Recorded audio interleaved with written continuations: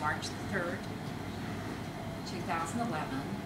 I'd like to present our contestant, Michael Edgar, and the title of his tall tale is Fears, F-E-A-R-S.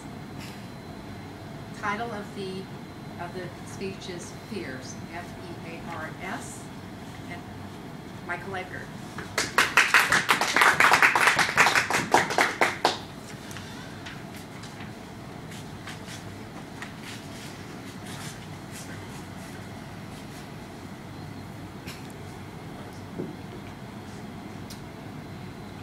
Contest Chair, fellow Toastmasters, welcome guests.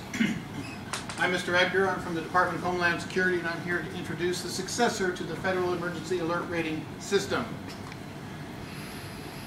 Initially, upon the inception of DHS, we produced this system fairly well into that year to provide a feedback to the American people on the current status of the threat of terrorism in your location, using a simple 5-color graduated scale, which you may recognize as this.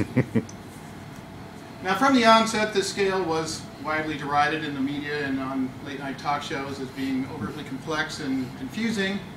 We felt like it was a simple, nice way to go, but never really caught on. The acronym's unfortunate, of course, and I can assure you that the people responsible have been appropriately reprimanded. Unfortunately, it seems like we've overestimated the intelligence of the American people, and anything above a stoplight seemed too confusing for them. So the addition of specifically the colors orange and blue caused them nothing but confusion. Orange, they kind of went between yellow and red, but blue they placed anywhere from the very highest as the darkest color to the very lowest as where it would come on the light spectrum. And of course the terminology, while we thought was clear and simple, was also vague and general to them. They didn't understand what to do with elevated or guarded and could have gone anywhere in the scheme.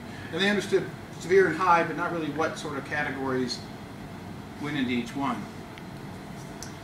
So since it never took off, we adopted a task force to go and investigate the problem and try and offer up solutions.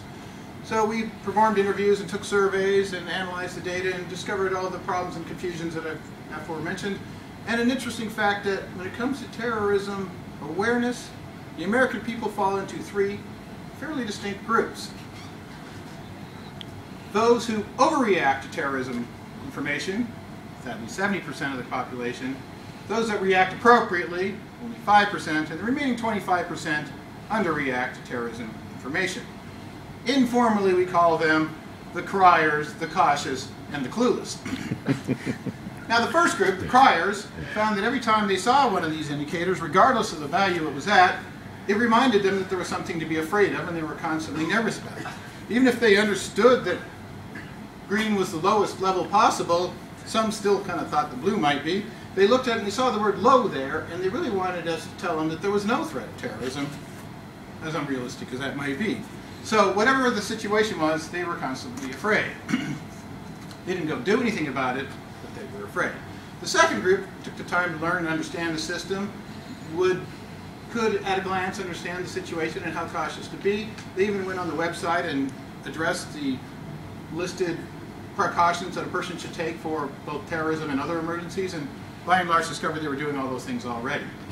Finally, they read their newspapers and they understood that while it was sensationalized in the papers a lot, almost no terrorist attacks have any sort of success at all, and some of them are laughably incompetent.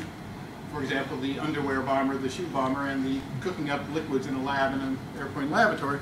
So they figured they were really safe. The final group, the clueless, completely ignored our system and went about their lives in blissful unpreparedness. Oddly enough, this is fairly effective at fighting terrorism, since the best thing you can do is refuse to be terrorized. And the idea is that, like an obnoxious little brother, eventually it will go away if you don't pay attention to it. Taking all these things into account and the needs of each of the groups and the public as a whole, we have come up with a much simplified version of the 5-color system down to only 2 colors, and really fairly close to only 1 color. We've used general terminology that people are used to seeing, and I'm here to announce the new Terrorism Reporting Action Plan, or TRAP. Fired. The primary indicator is the green chillax indicator, which tells 70% exactly what they want to hear, that everything's all right.